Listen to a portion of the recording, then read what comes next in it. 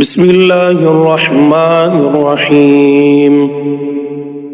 سورہ قریش، سورت نمبر 106۔ شروع کرتا ہوں اللہ تعالیٰ کے نام سے جو بڑا مہربان نہایت رحم والا ہے۔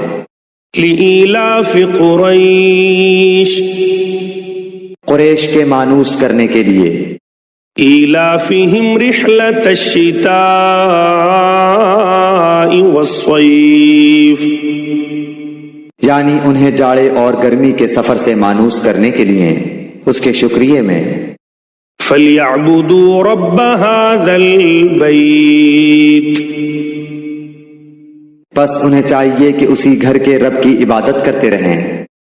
الَّذِي أَطْعَمَهُم مِّن جُوعٍ وَآمَنَهُم مِّن خَوْفٍ، جس نے انہیں بھوک میں کھانا دیا اور ڈر اور خوف میں امن